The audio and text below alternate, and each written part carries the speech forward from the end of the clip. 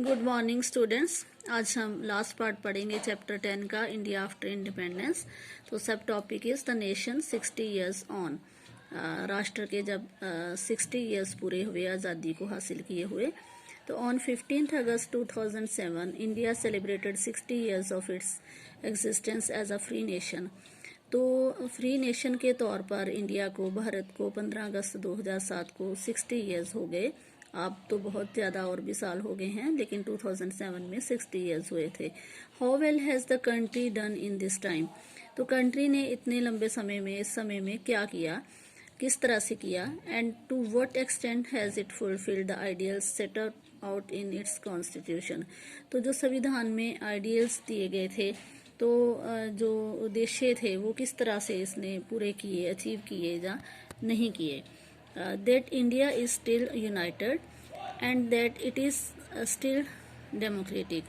India आज भी एक है, डेमोक्रेटिक भी है, लोकतंत्री है, और achievements that we might justly be proud of.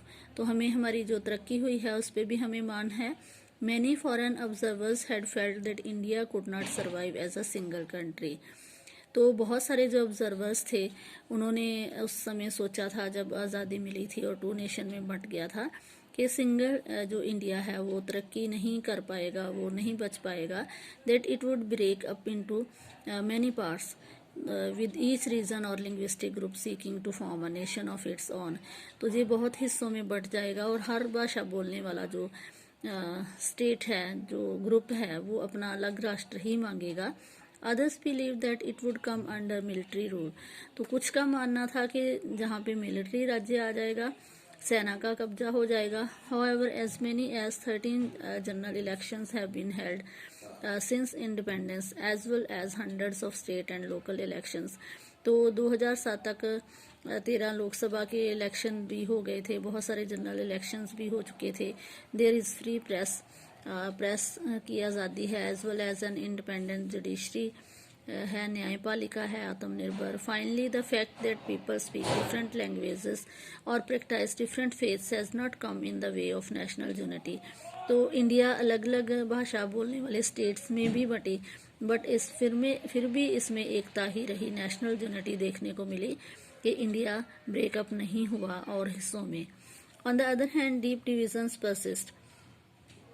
मतलब इंडिया अलग अलग होते हुए भी, अलग भाषा बोलने वाले, अलग धर्मों के लोग भी हैं इसमें, लेकिन फिर भी यूनाइटेड है। पर दूसरी तरफ अगर हम देखें तो अभी भी डीप डिविजन्स हैं, परसिस्ट करती हैं, कंटिन्यू कर रही हैं। Despite constitutional guarantees, the untouchables और as they are now refer to the Dalits face violence and discrimination. बेशक संविधान ने गारंटी भी दी थी इस चीज़ की कि अनटचेबल्स लोग, जिनको छूत माना जाता है, आजकल उनको दलित कहा जाता है, तो उनके साथ भेदभाव नहीं होगा। लेकिन आज भी वायलेंस, कहीं ना कहीं हिंसा होती है इस आधार पे, जातीय आधार पे, और उनके साथ भेदभाव किया जाता है। In many parts of rural India they are not allowed access to water sources, temples, parks and other public places. तो अभी भी उनके साथ बहुत सारे पब्लिक प्लेसेस पे, जैसे पार्क होते हैं या मंदिर होते हैं, वहाँ भेदभाव होता है।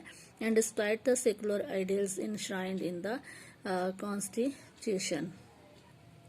बेशक जो आइडियल्स इनश्राइन किए गए हैं कॉन्स्टिट्यूशन में, प्रिजर्व करके रखे गए हैं, संभाल के रखे गए हैं, फिर भी there have been clashes between different religious groups in many states. तो अभी भी धर्म के आधार पर भी बहुत सारे स्टेट्स में भेदभाव होता है एक दूसरे के साथ। Above all as many observers have noted, तो इसके अलावा जो बहुत सारे ऑब्जर्वर्स ने नोट किया, the gulf between the rich and the poor has grown over the years.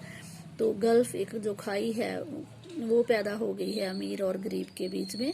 Some parts of India had some groups of Indians have benefited a great deal from economic development. तो India के कुछ हिस्सों में कुछ groups हैं जो कि बहुत ही बेनिफिटेड हैं, बहुत ही उनको लाभ मिला है आर्थिक तरक्की का। They live in large houses and dine in expensive restaurants. वो बड़े बड़े घरों में रहते हैं, वो बड़े बड़े रेस्टोरेंट्स में डिनर करते हैं। Send their children to expensive private schools. अपने बच्चों को महंगे प्राइवेट स्कूल्स में भेजते हैं and take expensive foreign holidays.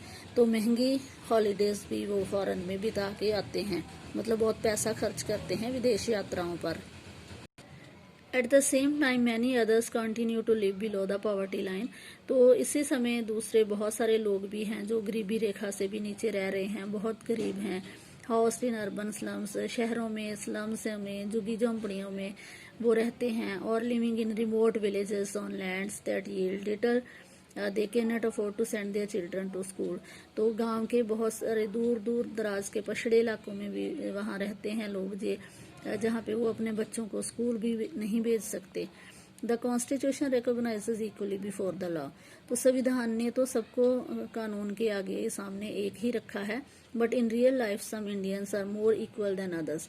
लेकिन असल जिंदगी में हम देखें तो कुछ भारतीय ही जो हैं वो इक्वल है दूसरों के अलावा, मतलब कि कुछ भारतीय हैं जो कि हर जगह पे वो बेनिफिटेड हैं, उनको बहुत लाभ मिल रहा है कि अमीर और अमीर होता जा रहा है और गरीब होता जा रहा है।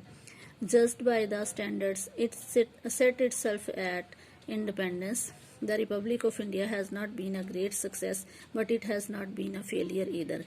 तो आज़ादी से लेकर आज तक इंडिया को ना तो हम कह सकते हैं कि बहुत ज़्यादा सफलता इसने हासिल की है, जो बहुत सारी समस्याएं हैं उनको सुलझाने में, और ना ही फेलियर कह सकते हैं। मतलब कुछ क्षेत्रों में बहुत अच्छा किया है, लेकिन कुछ एक समस्याएं अभी भी, जैसे भ्रष्टाचार है, करप्शन है, वो बहुत ज़्यादा है इंडिया में। तो इस सब को भी, और जो जाति पाति है, जातिवाद है, जहाँ धर्म के आधार पर दंगा फसाद है, जहाँ सेकुलरिज्म को किसी तरह का खतरा है, तो इस तरह की जो समस्याएं हैं वो इंडिया के सामने आज भी हैं।